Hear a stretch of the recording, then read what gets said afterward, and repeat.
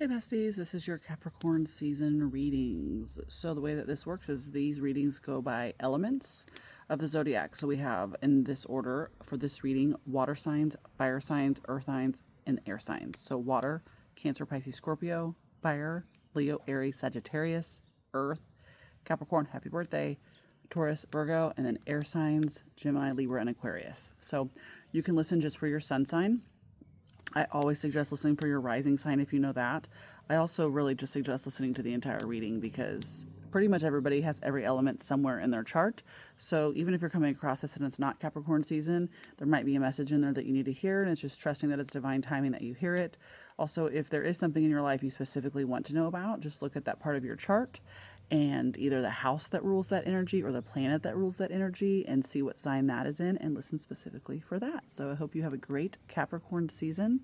Make sure to check out the December season readings that are posted to see if it aligns as well. And enjoy the rest of your 9-year, because as soon as it hits 2026, we will be collectively in a 1 year.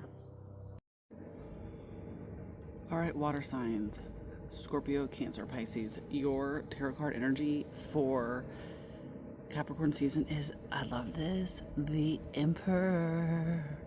Excuse me for if this bothers anybody, but we like to call this the big dick energy card. So like literally it's about fucking time.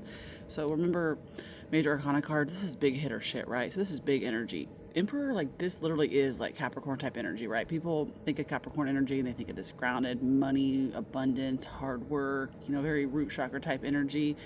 And the Emperor very much embodies that type of energy, as in like he's a provider, he's very masculine, he's going to get shit done, he's going to take care of things. So I feel like this Capricorn season for water signs, it's kind of going into that polarity of the emotional divine feminine that you naturally are, and that applies to men and women, right? Everybody, all broad spectrum, everybody. There is, it's binary across the line. As in, no matter what you identify as gender-wise, you have a mix of masculine and feminine energies, and we all need to have a balance. That is how we should all be. So this energy that's coming in is kind of like here to like help balance out the feminine energy, help balance out the water energy. It feels like this is the season in your life you have to stand up for yourself. You have to be taking care of yourself. You have to be putting your foot down. You have to be taking charge. There's a lot of accountability happening, and this isn't a firm, grounded, straightforward, like leaning into our healthy masculine type energy water signs for this Capricorn season. Okay, it's not toxic, it's not pushy, it's not overbearing, it's not not coming from a place of defensiveness, it's not coming from a place of woundedness. This energy is coming from a place of like, I'm gonna pull this energy in because I'm gonna find this type of balance that I really need in my life, and it's time for me to like step up my game. And then we have the Wish Upon a Star card. Wish Upon a Star. It is the number 39, if that number means anything to anybody. And let's just read the little message that's going along with this. This is, do you believe that dreams can become real, or do you shrug them off and chide yourself for being unrealistic? What if you could trust the world around you holds promises you have not yet realized? Perhaps the point all along is not how something can happen, but the power of wishing and intending. We humans have multiple ways to ritualize owning a dream we want to see manifest in physical form. Thinking of a wishing well, you infuse a coin with your intention, tuning into the feelings of having a particular experience. Tossing the coin into the well symbolizes the act of letting the how go, walking away and allowing the universe to do its part in the co-creative partnership. Another method is to wish upon a star. In doing so, you also look back to our origins, for we are made of stardust. I actually talk about that in my most recent Exploring Spiritual Beliefs video about being made of stardust. Today, allow yourself to dream and play with different realities. Even if it's impossible, if it calls you and it feels good, why not choose it? Wish upon a star, then live as if your wish already was true. Know that those beautiful dreams you have been nurturing are in the process of becoming real. Don't forget that the act of wishing, dreaming, and intending is more important than figuring out the how. It shows the universe you're serious about playing the game of life and you trust the essence of the partnership. Remember, every dream you believe in and hope for is a call to a twinkling star. The answer will come, sometimes swiftly, sometimes slowly. No wish is ever wasted. So let's intertwine those two messages. That was 333 when I finished that. Owning your shit, stepping into your masculine power, being straightforward with what you want, being direct, taking charge. Also, like, this is literally saying like you have planted these seeds, you have done this work, you have put all these thoughts and these ideas out there, right? And you need to trust in the co-creation of the universe. You need to, I'm gonna say that again, you need to trust in the co-creation of the universe. And like, remember and remind yourself during the season, like, that you are a powerful energy and your words are spells, and you make magic every day in the way that you move, the way that you think, the way that you walk, the way that you talk, the way that you write, your thoughts, everything. And so, like, this is the season to embrace and remember that you are a powerful human being, right? Like, stop putting yourself on the back burner and step into the time and the power. Like, this is the timeline right now is like shifting for you. And we're moving out of this 9 year into this 1 year halfway through this season. And that's about new beginnings. So, like, putting your foot down and leaving the bullshit behind in the conclusion of this 9 years so you can really step into this 1 year more in balance is really important for you, water signs. All right, fire signs. We have Leo, Aries, Sagittarius. For Capricorn season, we have the Ace of Cups. Now, I am going to note that this cup came out upside down, and I don't really read reverse energy, but I just feel like I need to know and kind of talk about both sides of this. So, you know, cups, emotions, feelings, you know, this is water energy, which is Scorpio, Pisces, Cancer.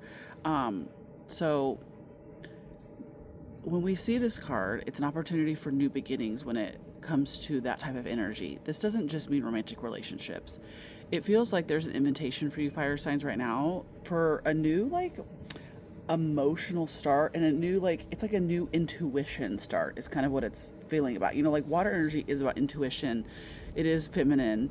And think about, like, the trusting of the mind, the trusting of the soul, like that deep, like, embodied intuition of, like, the knowing of, like, feminine energy, that it feels like there's a start of that happening right now in this next season for fire signs. So again, it doesn't necessarily feel like, I mean, yeah, sure, there's a window. There's always a window for new romantic possibilities and relationships, always, right? We're at the end of a cycle, which actually that's kind of tapping into the reverse energy, where I feel like, you know, we're ending this 9 cycle. It's the completion of a year. You know, fire energy is like, fuck yeah, we got 2 weeks left. Like, I can make all this crazy shit happen. New Year's Eve, yada, yada, yada. But it feels like it's kind of like a no, let's wait it out.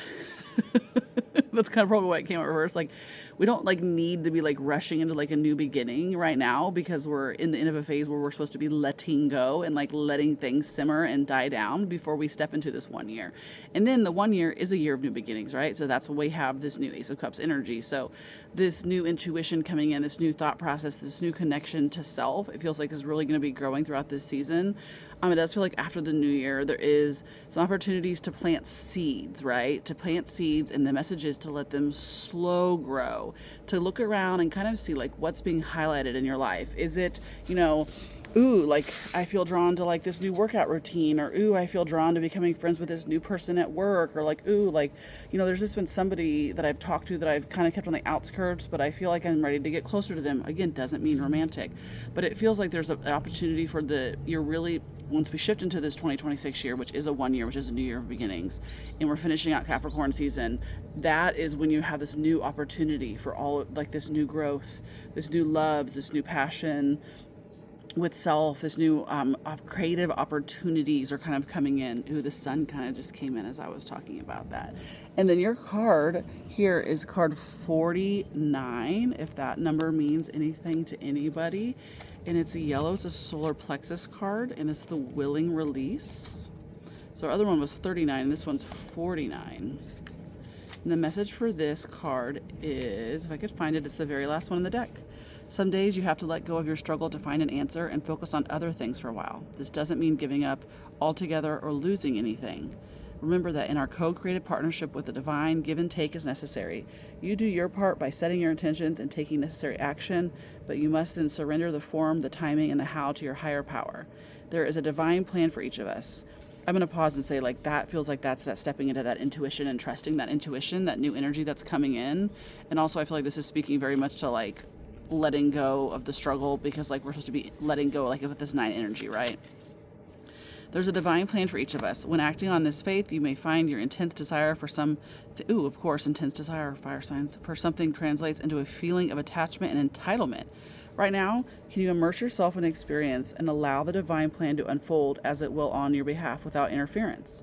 Can you be open to receiving what is yours, even if it is not packaged in the form you thought you wanted? Perhaps if you look deeper, you will see that you've received the perfect vibrational match to your most authentic wants and needs. You have put into the work, defined your desires, and felt them deeply, and engaged your higher power. Now you must let go and see what transpires. This isn't always easy, and patience erodes the foundations of your trust in the divine. I'm sorry, that's just funny because that's so fitting for fire sign energy. Surrendering truly will serve your highest good. I'm going to read that again. Surrendering truly will serve your highest good. Knowing the truth is in your heart. Knowing this truth is in your heart, can that really be so difficult? So again, patience to get through the new year, allowing new things to happen, not rushing forward, trusting in divine timing. You know, you have to meet other people where they are. And if you're moving too fast or energetically like over plowing them, it's not, what is for us shall not pass us, but it feels like, there's a movie I'm getting, Sliding Doors, right, where there's some missed opportunities for even just like growth in general because of the not slowing down and releasing. Also, I'm going to pull this up a little bit close as we finish. All the little black dots on there in the butterfly, or is it a moth, if that means anything to anybody? All right, earth signs. We have Capricorn, happy birthday, Virgo, and Taurus. And I can already see behind this that it's a heart card that's green and it looks very earthy, so I love that. And Pentacles is an earth card. So here we go, another ace card, another new beginning. This is how I hear it in my head, bitch, it is your season. Like, that's it. Like, it is your season. There is something very powerful about the energy of Capricorn season specifically when it comes to all earth signs, right? The energy, it just feels like growth, right? It feels like it's like this is the energy that feels good. Like it's like I finally, like, I sink my feet in and I dig them down deep into the earth and I'm grounded and I'm in it, and like I have all this potential to just like stretch and grow, and it's like finally, fuck, it feels like the rest of the world is catching up with this energy that I have, right? Like that's what it feels, very strong. It feels very nice and peaceful in my body for somebody that's 40% earth placement. So again, it's like this feeling that earth energy always has, earth signs, and it's like a lot of the times the outside world doesn't match how you feel, and that you're always trying to like dig your feet in and like re-ground and just be like, this is who I am, this is the energy that I want to feel, this seems natural to me. But then all this other influence from outside like makes that hard for you, right? The emotions, the water energy, the air people not being direct, and just like the chaos of the fucking world. But it's like you're so supported right now. They're literally showing like, dig in as far as you can, plant a bunch of fucking potatoes down there, and then know that like when this season passes, and then when we're not in this season where we're being supported like this, we can like reach back down in and grab one of those fucking potatoes and pull it up and be like, oh yes, see, my comfort that I planted in before. So it very much feels like a season 2, not the old cheesy like let me plant the seeds, but literally like let me plant and put down into the earth, not just myself, but like the things I need that stabilize me from here on out. So where the other sign was talking more about like release and like what do we need to release before we get into this one year, for you it's like, no, I'm gonna dig down in, and how can I like truly ground myself and set myself up for the future so I can continue to have this grounded energy as I'm moving forward. Because they're saying like you need to remember, like when you make decisions and you start things and you set intentions, for you it always has to be like, again, they just keep showing like you have to dig super deep and get really fucking covered with dirt and grounded so you can like shut off the other people's emotions being thrown at you and their passion and fiery rage, and then like they're just like lackadaisicalness of the air sign. For you it's just like, no, it just keeps showing like get in the fucking dirt, right? And embrace this season. And that is not just for Capricorns, that is for all. It's kind of funny how they tier it. They show Capricorn like the most energy like that, and then Taurus is like the next level, and then the Virgo energy is like the least earth energy like that, which, I'm a fucking Virgo moon. I want to have more. I don't actually have hardly any, I have one Capricorn placement, but I have a lot of Taurus placements. And then our number 27, a grand symphony. So again, if the number 27 means anything to you, I always say, like, look at the pictures. This, I don't know what that, I have no fucking idea actually what that instrument is, but if that means something to you, oh, it's 27. I'm on the wrong page. And also, like, when I pull oracle cards, FYI, I don't read them intuitively. I will always read the book that comes with them, because to me there's a specific message that goes along with them, and that's why I read them. I channel and I read tarot and I interpret those with my own judgment and intuition, but oracle cards, to me, they're like, they always support what we've talked about, or they give us a message that we need to hear that's separate. So that's why I read out of the book for them. As human beings, we have a tendency to see ourselves separate from others. The perception is the root of the cosmic joke played on all of us. Okay, literally just like that. Root. What was I just talking about? Literally being like a human fucking root. That's why I love reading the book. Although our five senses and intellect can help us manage our experiences in the material world, and intuition helps us navigate the invisible, we will struggle with the issues of identity and how we fit into the whole. You're facing a paradox today. You need to focus on being your unique self, for only you can bring your own special harmony to the symphony of the world. But equally, you need to learn to be selfless and put that we before me. There's some earth energy for you. Seeing yourself as part of the consciousness that unifies us all. You're being invited to step back and see the bigger picture until your individual part of the world stage disappears and blends with the glory of all life. It's true that who you are and what you do counts in far-reaching ways. Consider this, though. When you listen to music, it's the whole, not any single note on its own, that makes the song come alive. So today, ask yourself, can you be a part of something bigger? Can you put down the principles and needs of the group above your own wants? Can you fully embrace the concept of unity and diversity by celebrating all the notes in the symphony?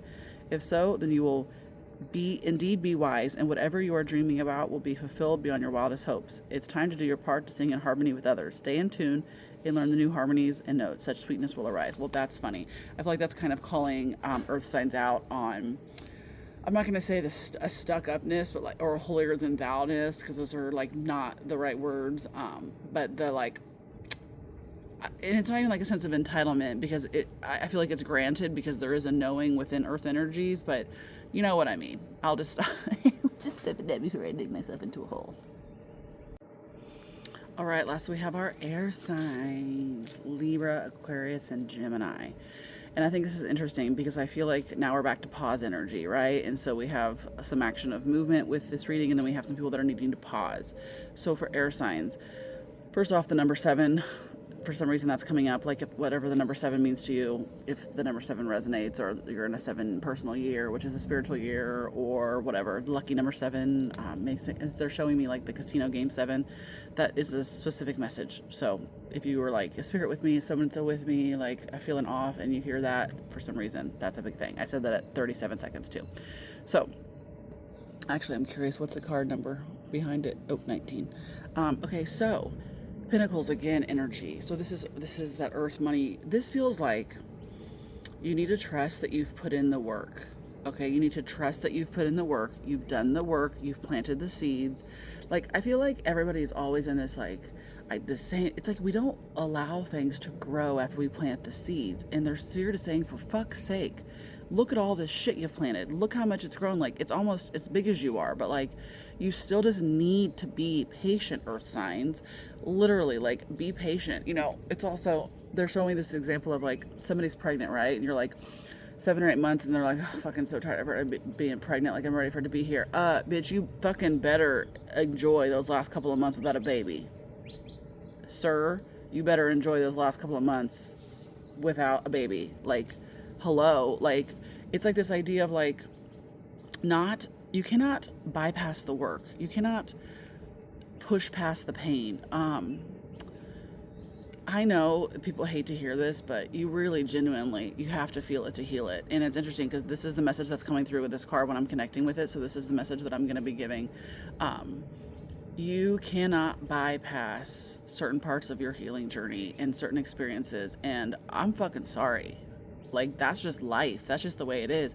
And the more you put it off, the longer it fucking takes. You hear me? Okay? It took me 9 motherfucking years to go to therapy after my dad died. 9. I found the man's cold dead body. I found him, my dad, who I lived with until I was 26. I found him. It took me 9 fucking years to go to therapy, you guys. That's insane. And then you know how long I've been in therapy? 4.5 years. You know how long it took me before I really got my mind right completely? I'd say about 4 of the years. No, I'm just kidding, about 3. I'd say 3. And I'm still in this liminal space where now after 4 years, I am not the person I was. And I'm still struggle sometimes because now I'm trying to make the outside world fit the inside world. It is not a short fucking journey, right? So by the end of 5 years, I'm solid, right? Like but that took me 5 years because I'm sorry, you cannot unpack 35 years of trauma in a month or 3 months or 6 months. You can't do that. Honestly, you could have a very traumatic experience that only was for a very short amount of time, 6 months, and you can't unpack. Look at the light is coming. The sun is shining as I'm talking, guys. The sun is literally coming out and shining.